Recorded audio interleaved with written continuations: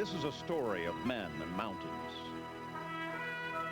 The great Colorado Rockies that form a barrier wall across the country.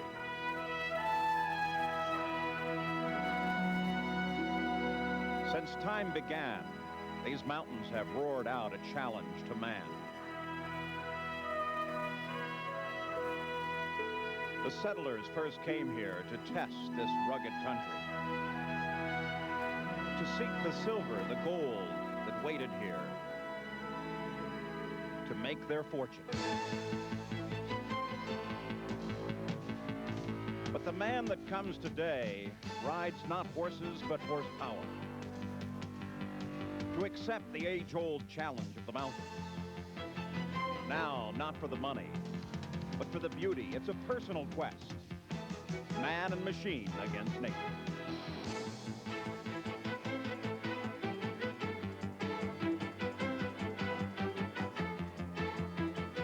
This is the 14th Colorado 500. Presented by Nissan. This is the Crystal River as it winds its way through the Rockies of Colorado. It's from the banks of this river that marble used in the Lincoln Memorial was first quarried. Hello, I'm Paul Page. This is a story of motorsports and the story of one man's dream to show the beauty of his home place. The man is Wally Dallenbach, IndyCar driver. About 14 years ago, he wanted to share the beauty of the area outside of his home of Basalt, Colorado, with many of his friends, many motorcycle riders. Well, it grew from a little event of a few people to now over 200 riders that take what has become an annual trek through the Rockies using old stagecoach and wagon trails. It sported in its time some great names from motorsports: Roger Penske, Rick Mears, Dallenbach. It has become today an opportunity to see some of the beauty of America and also to give back to the racing fans for what they have given so much. The history of the Colorado 500 is long. It began as an off-road ride. Upper left there is three-time Indianapolis champion Rick Mears. There's the great Malcolm Smith in the center, motorcycle champion extraordinaire. Parnelli Jones, Indianapolis 500-mile race winner, on the right. In the black jacket is Roger Penske, the winningest IndyCar owner in history. Dan Gurney, Formula One driver, IndyCar champion. 7 Indianapolis 500 wins here. Al Unser on the left, Bobby Unser on the right. And Wally Dallenbach and his son, Wally Jr. The thing that's so special about the Colorado 500 is that it brings man and machine and adventure and danger together for 4 days. Anything that's boring, people don't really want to come back to it. But you take a man who is capable of enjoying a sports car or a motorcycle or whatever. He can get on this motorcycle, and for 4 days he can go through the Rockies. The element of danger is always with him, and he gets to see all these mine sites and early prospectors and what the mining days were, and he can fantasize as to what it was like to be in these mountains back in the 1890s and turn of the century, the early railroad days and so on, and how rough and rugged these guys really had to be. I've said 100 times that a prospector is nothing but an 1890 race driver. Everybody that straps a motorcycle on for these 4 days and goes into these mountains fantasizes in some way and steps back into time and makes that relationship for 4 days and comes out with a real fulfillment. The drivers, many of them from motorsports, are ready for the first day, 202 strong. Malcolm Smith, world champion motorcycle rider. Bryce Cobb, an IMSA GTP driver. IndyCar driver Herm Johnson. Wally Dallenbach Jr., two-time the Trans Am champion. And his brother Paul, who now begins to make a name for himself in motorsports. Bob Maynard, the Baja winner and off-road racer. Dave Mungenast, motorcycle rider, racer, and stuntman. And his son, Ray.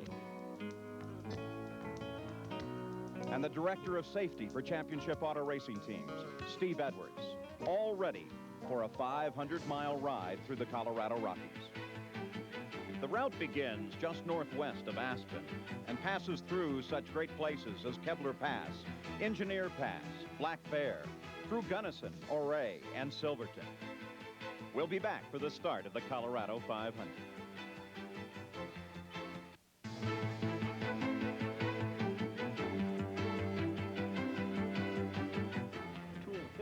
The riders are gathered along the edge of the Frying Pan River just outside Basalt, Colorado, making final preparations. There's an air of excitement and concern. An early fall storm has moved through the area during the night, bringing rain in some areas and snow in others. Okay. Oh, I think it's going to be a lot of fun. We got a long ride, about 200 miles. This is my third year. Yeah. We're both over 60. We don't have any better sense, but it's a lot of fun. This is the most beautiful country in the world, and I've traveled all over the world. And the friendship, the friends you have here. Welcome once again to the... Because of the weather, some changes are made in the schedule. Colorado 500, which is the 14th annual. And looking forward to another exciting 4 days once again this year. The new deal is, in lieu of the weather and because of the snow over Taylor, we're going to abort Taylor Pass this morning, and we're going to strongly recommend that you take the route down 82 to Carbondale, on into Redstone, pick up some gas in The Redstone. 202 riders will choose their routes alone and ride in groups of 3, 6, 10. I wouldn't pass it up if I were you. Final preparations are complete.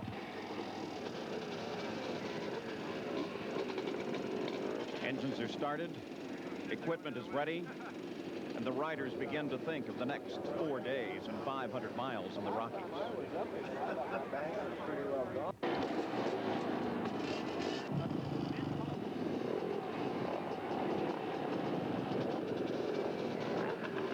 They leave the Dallenbach Ranch and are ready for the official start.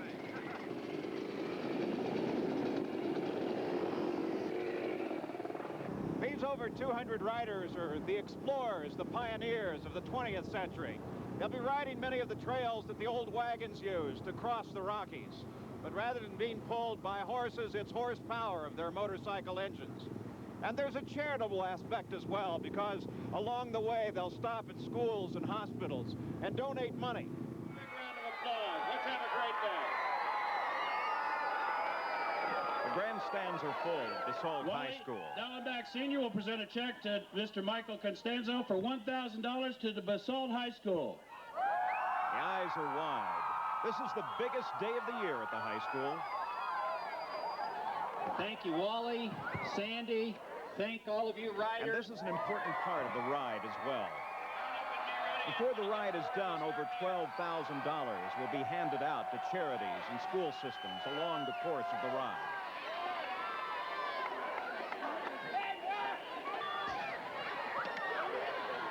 The official ceremonies are now complete. In a few moments, the riders will be totally alone with their thoughts. They are about to face some of the most beautiful country in the world. The riders will head west out of Basalt on paved roads toward Carbondale and then south through Redstone and Marble. They begin to climb then, up through 10,700 feet at Schofield Pass, on to Crested Butte. By lunchtime, they should find their way to Gunnison. Then they turn west once again, along the 25-mile Blue Mesa Reservoir. And then it's south to Lake City, west once again, and they climb to over 12,800 feet at Engineer Pass, and in the day at Ouray for some much-needed rest. But there is little opportunity for the riders to check the weather, and the warnings were implicit. There's the possibility of severe snow and ice up at the top of the peaks. Schofield Pass, 10,707 feet. But it's not as bad as predicted. They can ford streams. Back onto paved road once again, heading toward Crested Butte. The riders by now have broken up into individual groups, choosing team names for one another. These are some of the finest teams in motorsports. But here they choose team names like Team Awesome, Team Awful, Team Snorkel, the Colorado 500 Hot Tub Club, Team Snurf, and Team Where Are We? Well, for the moment, we know where we are. This is the town of Crested Butte at 8,800 feet. Population 9,000. Perhaps its greatest known landmark is a two-story outhouse. But soon it's out of Crested Butte and on through Kebler Pass at 9,900 feet. Then climbing still higher to Ohio Pass, 10,000 feet. And down to elevation 7,500 and lunchtime at the town of Gunnison.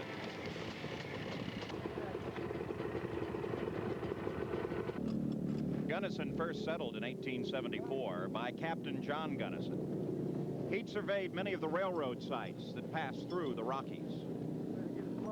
For the riders, it's a chance to survey damage to the equipment and wear and tear sustained in the first 100 miles, a little hot lunch, and then on the road again on the Colorado 500.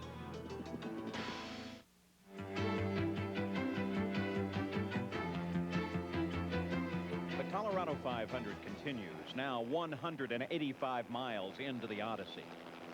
Lake City, Colorado. Many of the buildings built of stone here. It's a chance, an opportunity to refuel, to again check the equipment. It was here in 1873 that Albert Packer came with a group of other men. The winter was harsh and severe. When it was over, it was only Packer that was alive. He later became the only man in U.S. history to be convicted at a trial for cannibalism. Doesn't look bad from the top of Stone Gully. It doesn't look too deep. Gasoline and ice cream.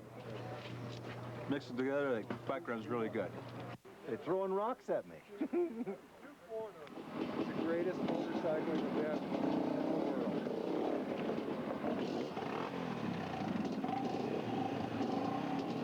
The skies are blue now, laced with white clouds. The weather much better than originally expected. Spirits are high as the riders continue on the California 500. Now riding in small groups together according to their ability, they head into the mining country.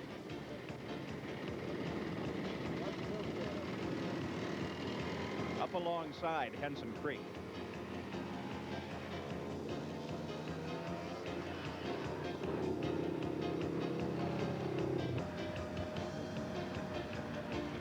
The aspens change with the fall. It was from the sides of these hills that much of the wealth of America was pulled in the late 1800s. The famous shotgun mine.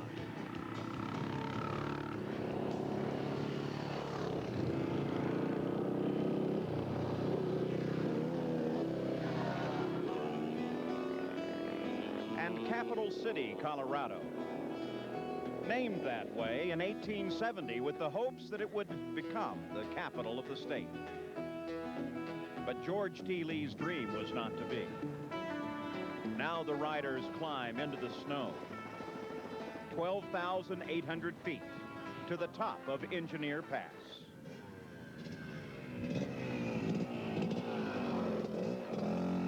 Here the land is Arctic tundra. Dennis Firestone and his group have braved this forbidding region.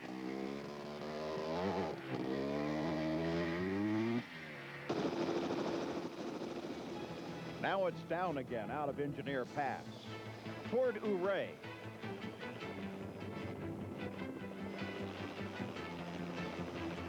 Co-founder of the Colorado 500, Wally Dallenbach, is happy with the first day's ride. Okay, as far as today is concerned, we left very wet Basalt, Colorado, and we went through some pretty wet country, Schofield Pass. But as we kept going south and a little to the west, it got better and better. And as we got into the San Juans, it's just the way we like it. Just now, cool, the aspens are turned, and everybody seems to have a smile on their face. Everybody I talk to at the stations are enjoying themselves, and that's what it's all about, and we're just happy that they're moving right along. We just hope that everybody gets in tonight and has a good night's sleep, and we'll go at it again in the morning. So it's just a good ending to a good day.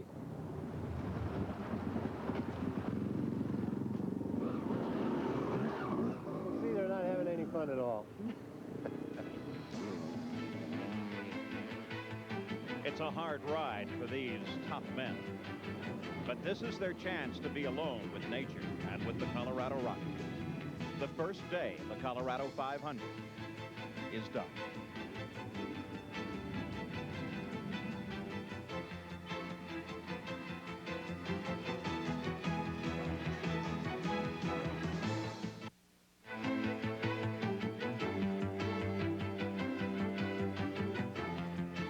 Along the way, the riders get a good dose of history of the old pioneer world, ghost towns, and then modern thriving towns like Telluride and Silverton, names that ring of the Old West.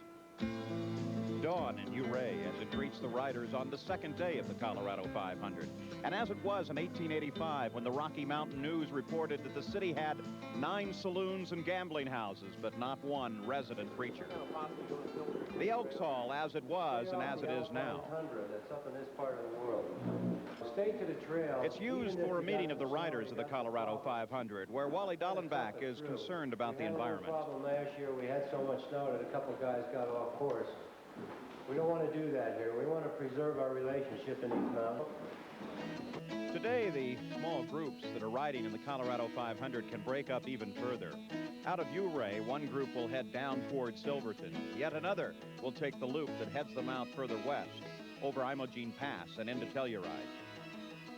It's along this route that the riders have even further chances to stop in local communities and hand out checks to charities and to schools.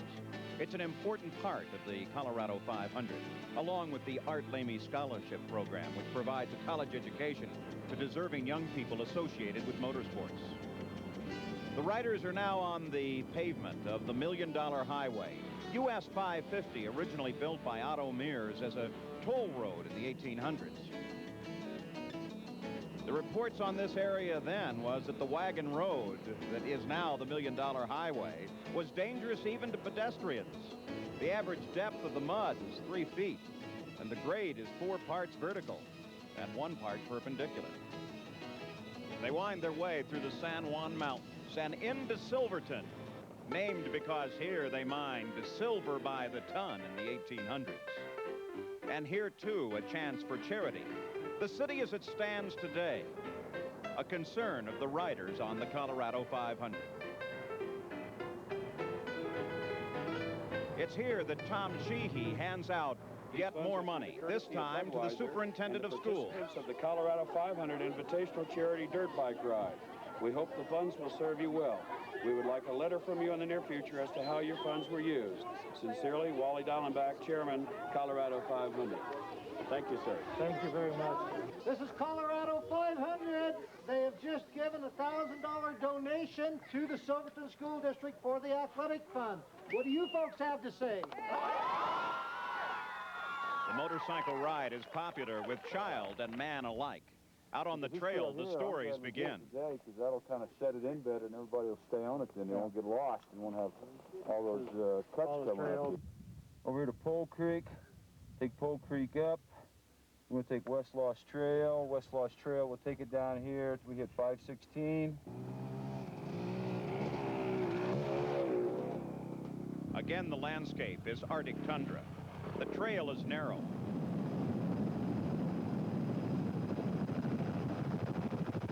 Again, the riders are careful to preserve this rugged terrain. Just to the east of Silverton is Animas Forks. In 1877, this was a stagecoach stop on Otto Mears Toll Road. In fact, the area then supported a great mining operation. But today, its location, 11,200-foot elevation, is too susceptible to landslides and snow. It's a waypoint on the Colorado 500, but little more.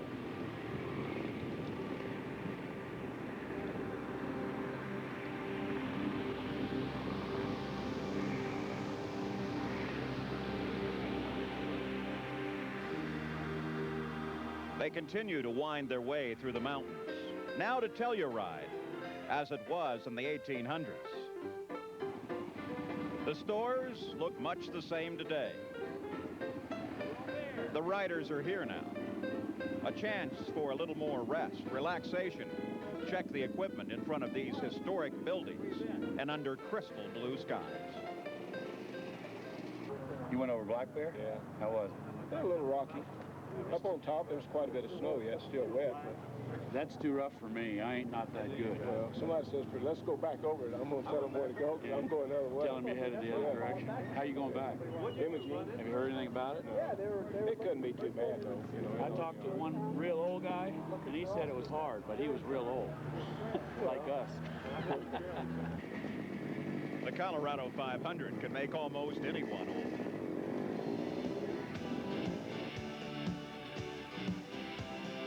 On the road again, the groups experience a variety of terrain.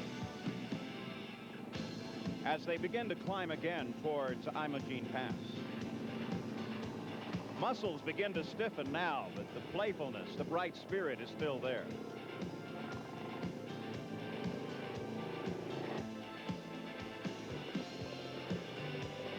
It's a weary climb through the mountains. But the natural beauty of this land is inescapable and worth every minute, every pain.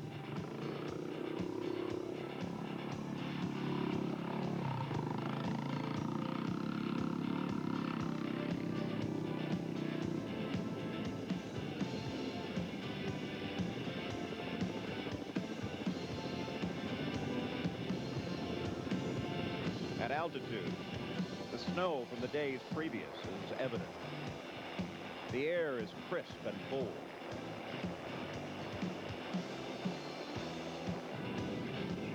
But the view is unequal. Back on the $1 Million Highway and smooth pavement once again.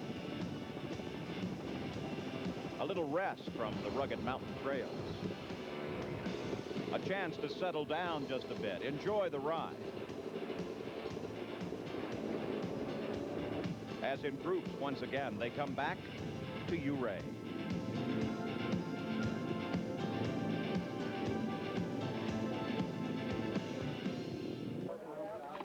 And the second day comes to an end as riders dismount, stretch their weary limbs, and are ready for dinner. Because this is the best. This is the ultimate bike ride, dirt bike ride. It's the greatest experience of my life. It's beautiful country, beautiful people. Wally just does a hell of a job. We ought to all pay him the same amount of money that you pay a psychiatrist to get a treatment, because when you leave here, you feel so up. That's fantastic. He's great. To how you use the funds. There's little question the ride is worth it. Chairman, Colorado 500, and a check for $1,000 to Ouray Mountain Rescue. And not just for the riders, but for the many communities they pass through.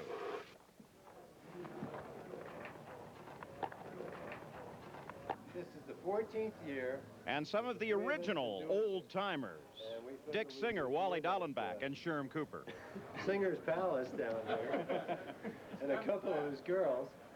And we just thought that this was an appropriate and befitting ceremony that we should do on our 14th. The Lord knows what we're going to do on the 15th. That's right. 2 days are gone. There are 2 to go. Already there are volumes of stories, some even true. But for each man, each rider, there are plenty of memories.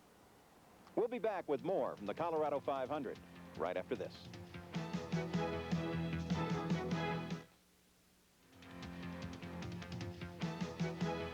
It's the beginning of the 3rd day of the Colorado 500. For some, it's been a night of rest, relaxation, and good fellowship. For others, it's been a night of work and repair, trying to get machines that have been tormented through the climb back into shape.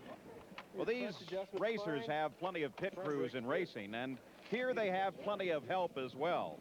Honda, for example, supplies parts to the riders. The money is all donated to charity.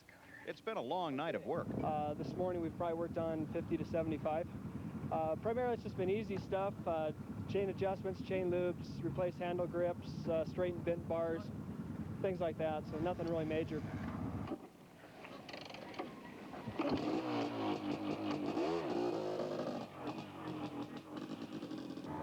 crisp snarl of the motorcycle engine breaks through the equally crisp morning air of Colorado.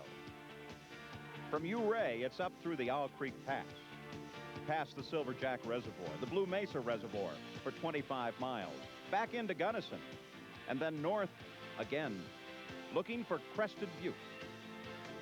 After Gunnison, the riders can break up again and choose their trails. Some will decide on a simpler route to ride. Others will accept the challenge of the Rockies once again and climb high into the elevations.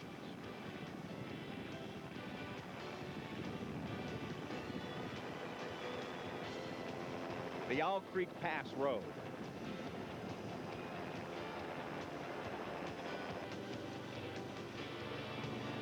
A gravel timber area. You pick your way carefully here.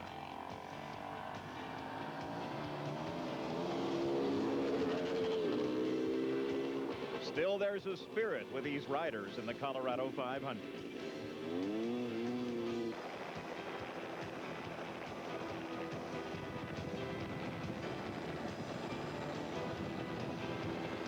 Deep in the San Juan Mountains, past the Chimney Rock.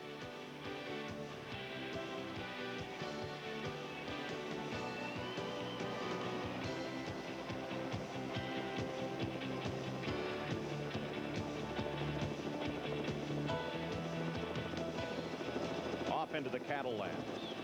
The throttles come wide open. The riders now can feel the sting of the morning air.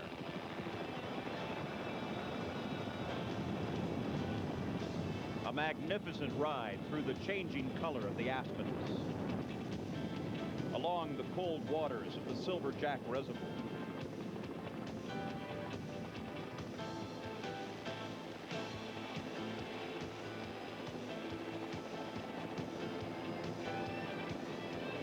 On these old trails now, there is a thrill of discovery with these riders. Despite facts to the contrary, there is almost a sensation that you are the first, constantly accepting a different challenge. A small turnoff can be too much of a curiosity. Let's try another road.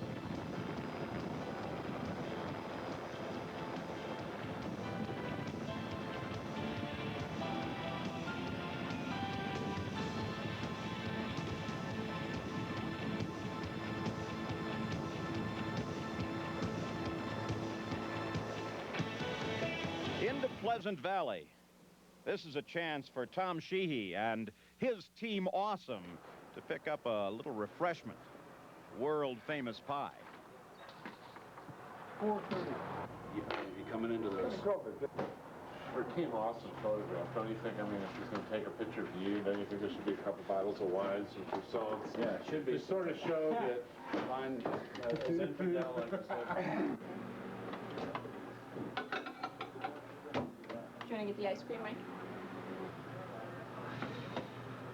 Take it over the front wheel, let it slide. Then as soon as you got to turn, slide on back and let it roll. Do we know at the counter? You know, I thought you might want to check your tire pressures too.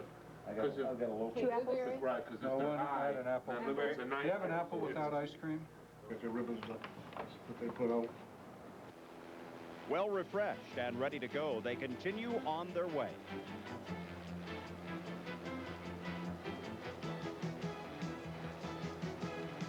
We'll be back with more of the Colorado 500 right after this.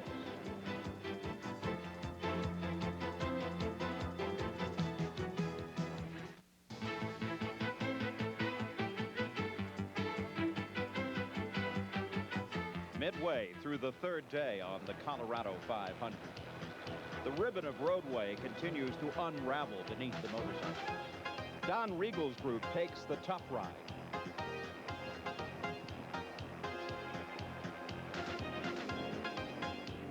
Other groups through the trees of Beaver Creek and Steer Gulch.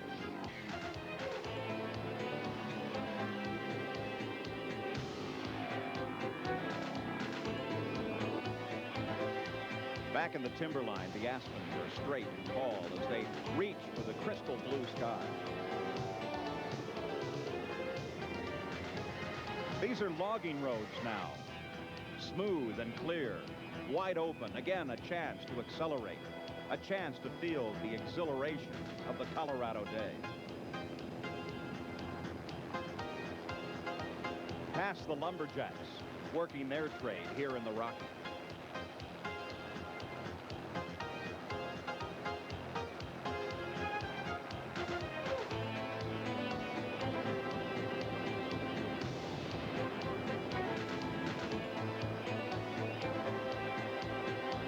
This close fraternity of motorcycle riders experiencing some of the most beautiful terrain on the face of the planet.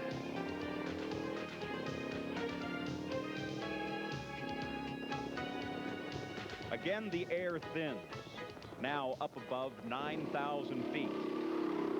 A chance to stop, to repair, to talk, and to look at the West Elk Wilderness. Get the tire or something. Then what would you do? That there's no good no more.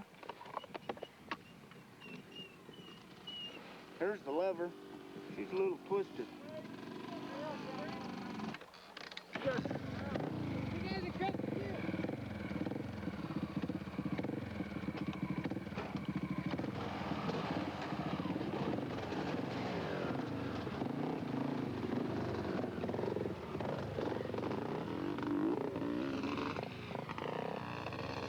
But you can't stop for long. There's still plenty of trail that lies ahead.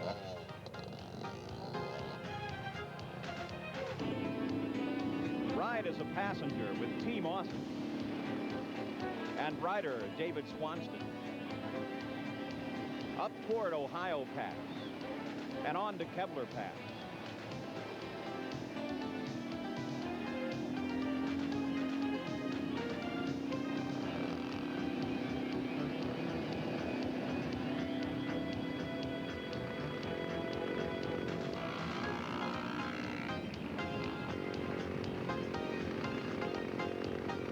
Finally, it's back again to Crested Butte. This is another chance to pull to a stop, to make what repairs you can to refresh both the spirit and the machine.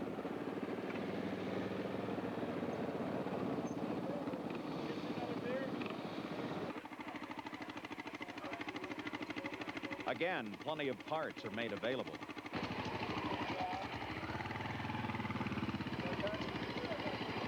Here you go, Jessica.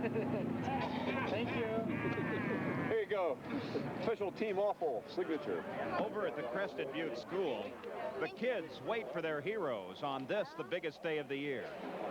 Because they're guys that go around on motorcycles and race, and I really like motorcycles. The Colorado 500 continues. We'll be back.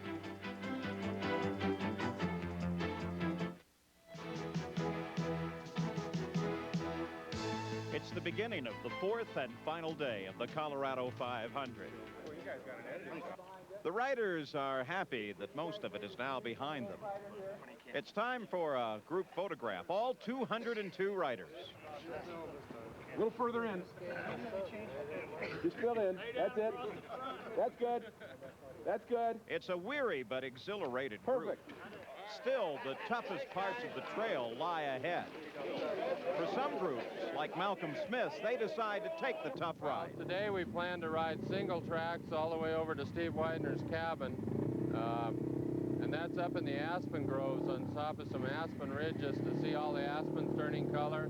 And there's a lot of good challenging uphills on that route. That's it. Again, it's quite a climb as the riders plan their route. We're trying to get it back in there so we can get it back on the trail.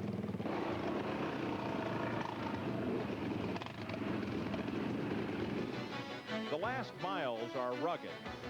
Northeast bound out of Crested Butte. Up over Italian Mountain along Italian Creek, and then back northwest bound over Taylor Pass. And back to the starting point, Basalt, Colorado, along the Frying Pan River.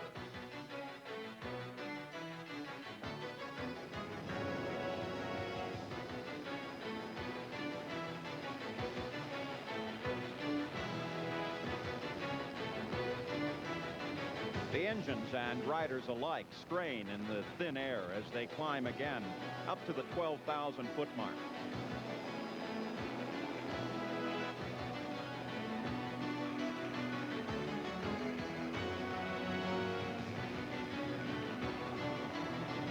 Fording through the icy waters.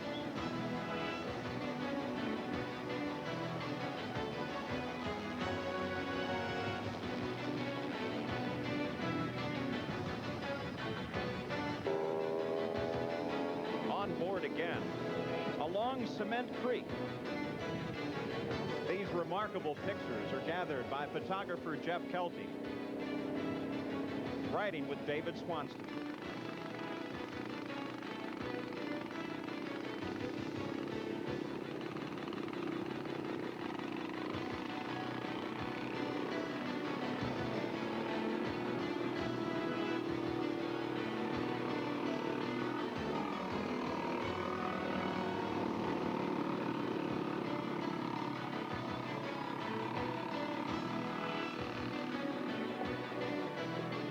The trail continues to whisk by beneath the spinning wheels.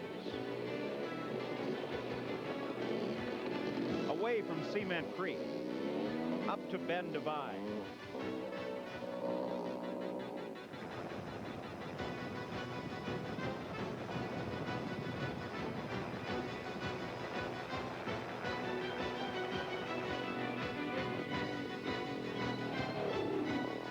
The threats of the first day's weather are behind them now as the trail continues to unravel. From point to point, there's a chance to rest, relax, enjoy the beauty of Colorado.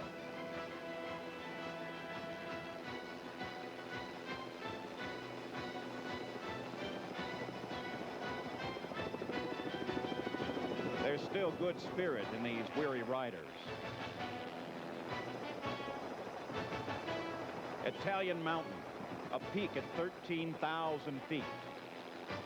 Boulders and ice and snow. Tremendous danger, great personal risk. Only Malcolm Smith's crew decides that this route can be traversed.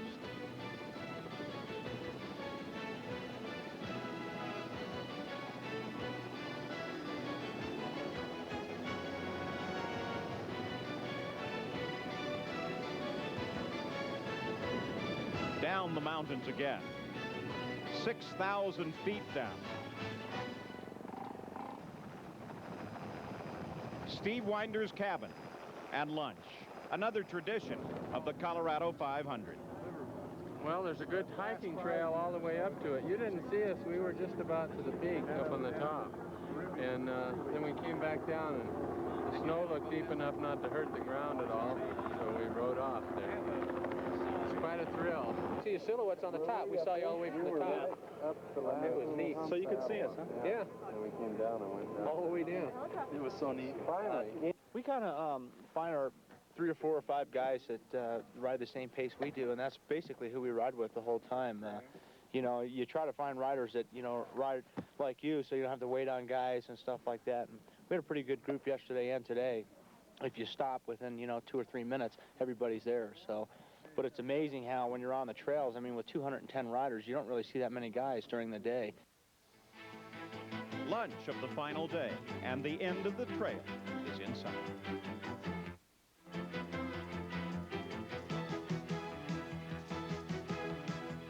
The last half day, and the riders are now pulled forward with the knowledge that the end is in sight.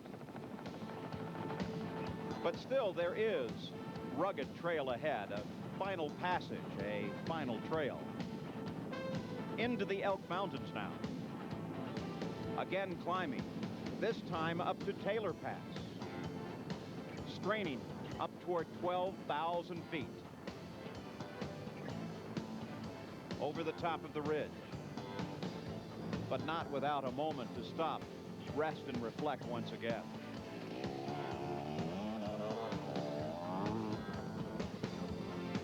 There are spectators on the Colorado 500, but it takes a lot of technology to get there.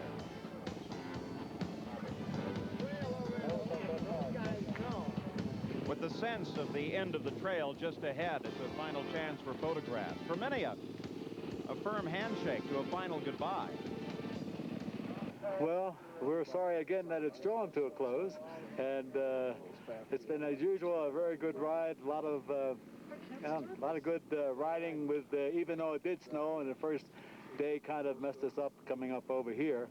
But all in all, we've had a good ride. The engines are fired for a last time.